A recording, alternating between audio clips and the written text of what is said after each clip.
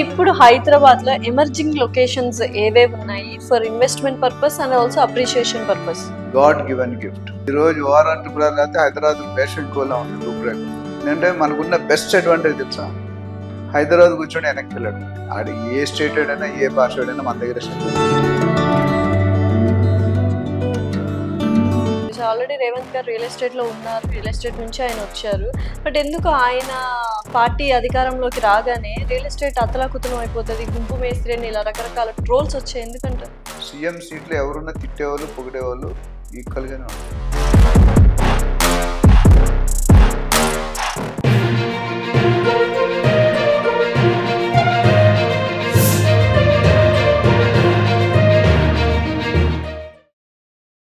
So ఇప్పుడు హైదరాబాద్‌లో emerging locations ఏవేవి ఉన్నాయి for investment purpose and also appreciation purpose?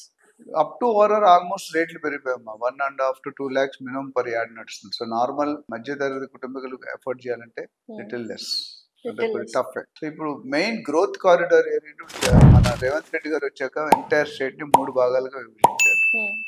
One up to over it's called as urban area. From ORR to RRR it's called as suburban area. RRR to Telangana border is rural area. ఈ మూడుగా చేశారు.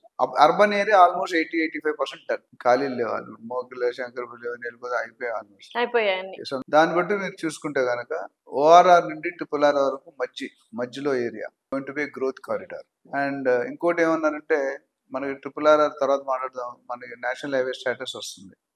Already some funds sanction అయినాయి, కొన్ని technical problems solve చేసుకున్నారు. Telangana border నుండి Hyderabad main city రావడానికి ఇప్పుడు 4 నుండి 5 గంటలు పడుతుంది యాజ్ ఆఫ్ టుడే.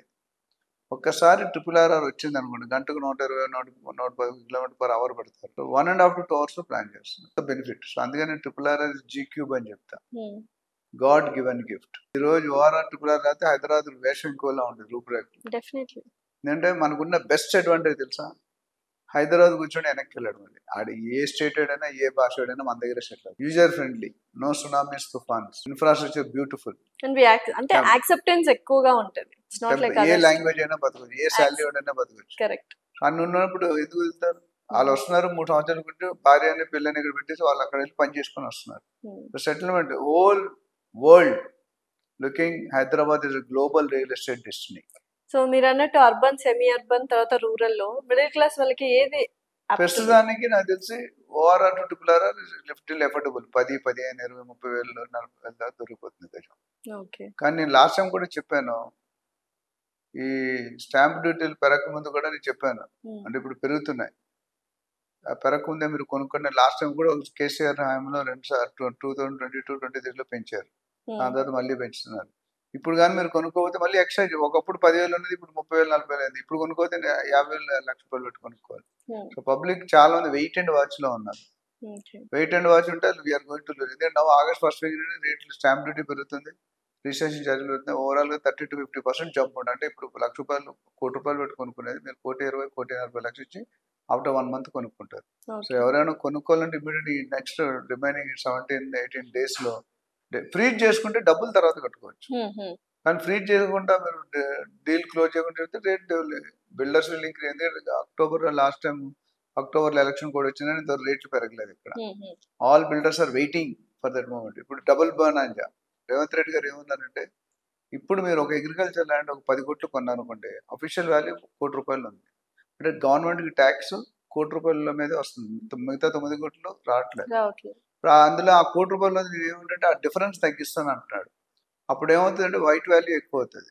మేబీ 30% పెంచడం 4 crores చేస్తారు. ఈ అదనంగా 3 crores 7.6% డ్యూటీ వస్తుంది. 7.6 ఇప్పుడు 8 to 10 వచ్చేయచ్చు. ఓవరాల్ గా 10% ఇన్కమ్. 3 crores 10 అంటే 30 lakhs ఎక్స్ట్రా వస్తుంది గవర్నమెంట్. సో మ్యూచువల్ బెనిఫిట్ అంటారు. మ్యూచువల్ బెనిఫిట్ గవర్నమెంట్ కి డబ్బులు కావాలి. స్టేట్ మన స్టేట్ కూడా కొద్దిగా అప్పులు ఉంది, మన చిన్న తమ్ముడు అని పెద్ద తమ్ముడు. సో అప్పులు తీర్చాలంటే మనం ఇప్పుడు ఎలా ఉందంటే ఏపీలో స్టేట్ ఇంట్రెస్ట్ కట్టడానికి అప్పులు తీసుకొని ఇంట్రెస్ట్ కడుతున్నాం.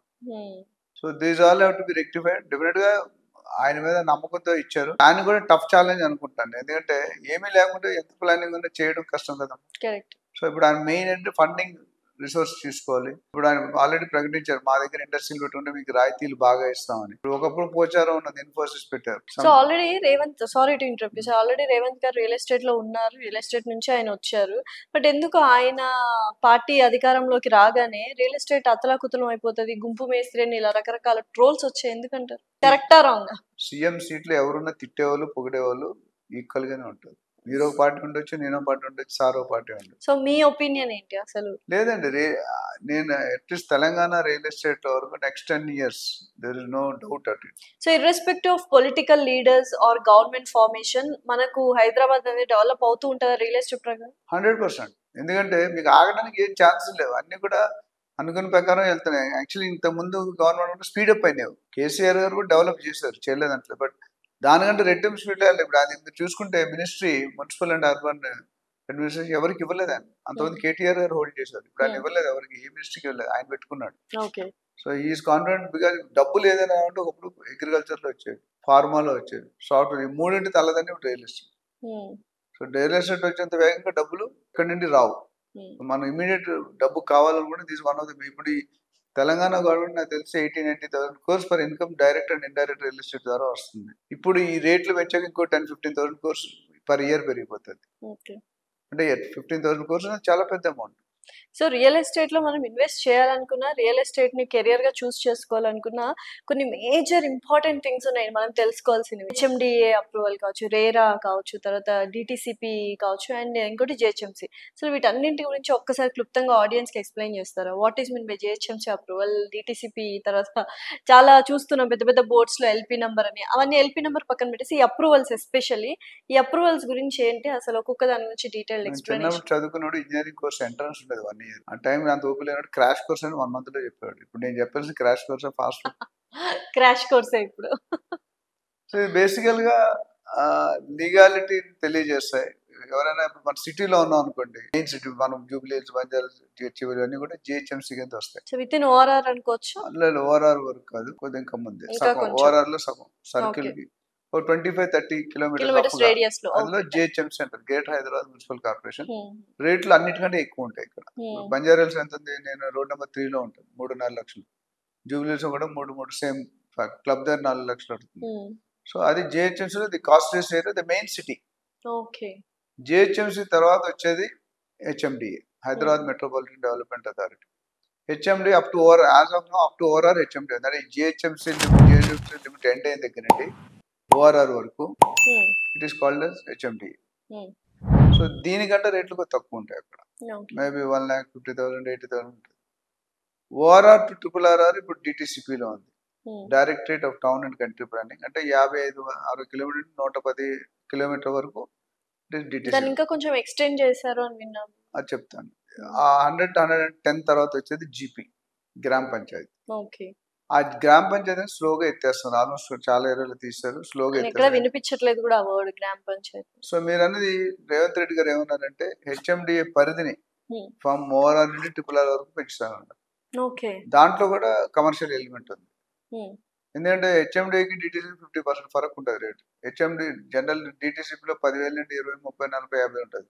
హెచ్ఎండి 40,000, 1,10,000 ఉంటుంది. సో అంటే ఇప్పుడు హెచ్ఎండి పరిధిని పెంచితే ఆ డిటిసిపి వాల్యూ కాస్త హెచ్ఎండి వాల్యూ అయిపోతుంది. సో ఎవరికి లాభం ఇప్పుడు అలా ఎక్స్టెండ్ చేసిన? గవర్నమెంట్ కి లాభం, బయర్ కొద్దిగా హిట్ తగులుతుంది. బట్ బయర్ కూడా లాంగ్ టర్మ్ లో బయర్ కూడా పెరుగుతుంది. ఎందుకంటే ఇవాళ బయర్ రేపు సెల్లర్ అవుతాడు కదా. ఇప్పుడు ఆయన అన్నారు సెల్లర్ ఓనర్ ఉన్నారు, టెనెంట్ ఉన్నారు. సో ఏదేమోటికి గవర్నమెంట్ మేజర్ బెనిఫిట్. ఎందుకంటే రెవెన్యూ ఇన్కమ్ ఏదైతే వాల్యుయేషన్ పెరిగిందో, సపోజ్ అంత ముందు అక్కడ 10,000 కోట్ల బిజినెస్ అవుతుంది, ఇప్పుడు 15,000 కోట్లు అవుతుంది వాల్యుయేషన్. సో ఇప్పుడు ఎవరైనా కొన్ని మన వీడియోలో కూడా చెప్పాను, ఇప్పుడు ఎవరైనా కొనుక్కుంటే డిటిసిలో కొనుక్కుంటే తక్కువ రేట్లో వస్తుంది, దాన్ని మళ్ళీ డబుల్ అయిపోతుంది. మరి విత్ ఇన్ 5 years కూడా ఆగక్కర్లేదు. ఇప్పుడు 1-2 years చేశాను అనుకోండి, ఇప్పుడు ఏదైతే 15,000-20,000 అయిపోతుంది. సో డిటిసిపి అప్రూవల్ కాస్త హెచ్ఎండి అప్రూవల్ గా మారిపోతుంది. అప్పుడు ఏమవుతుంది, డిటిసిపి కొద్దిగా ముందు పెరుగుతుంది అప్పుడు. ఇవన్నీ కూడా ఒక ఇంట్లో స్విచ్ చేస్తే ఒకటే లైట్ వెళ్తుంది సామెత ఉంది. ఒక దగ్గర బటన్ నొక్కితే ఇంకో దగ్గర రిజల్ట్ వస్తుంది.